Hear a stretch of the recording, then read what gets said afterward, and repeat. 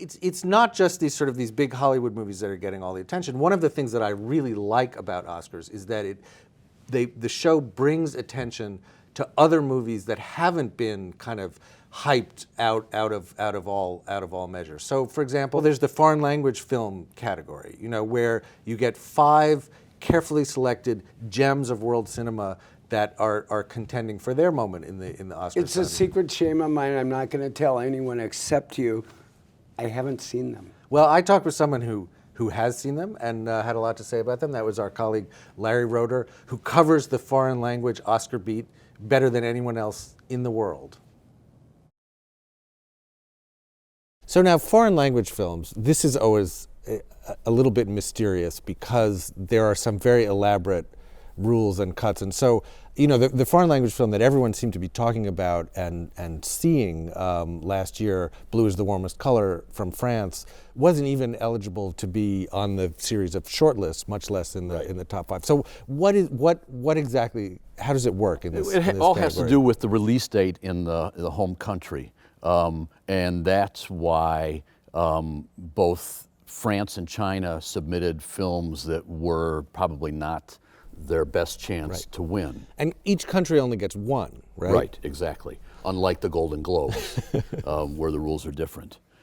And this year is interesting also because there's no clear front runner. Right. The last 2 years, it was obvious from September pretty much who was going to win.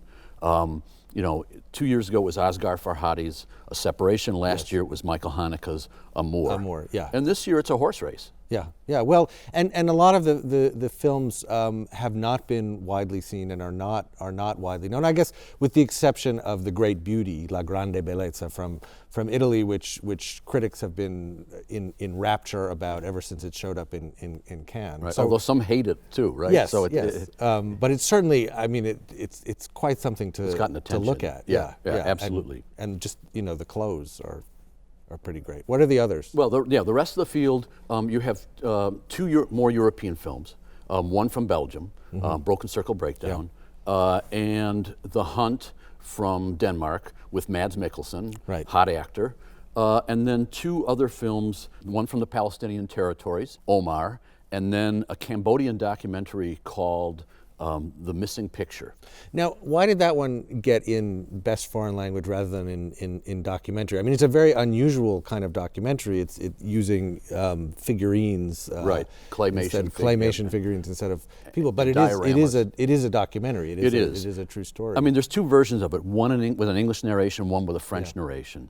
And the English language narration version got passed over in the doc category, but in the foreign language category, I mean, again, it's a very powerful film.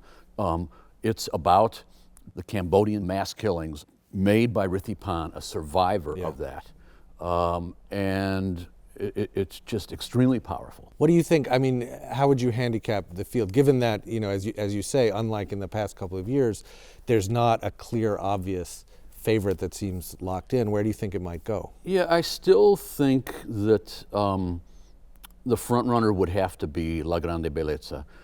As you said, it's just gorgeous to look at.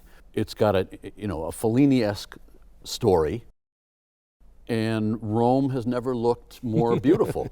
So all of those things, I think, work in its favor. But both the other 2 European films, I mean, the Belgian film has this volcanic performance by the lead actress, Valerie Baytens, if I'm saying her name right. And as I said, Mads Mikkelsen is a hot actor. Hannibal, Right. So who knows, All right, well, we'll see. We'll know soon enough.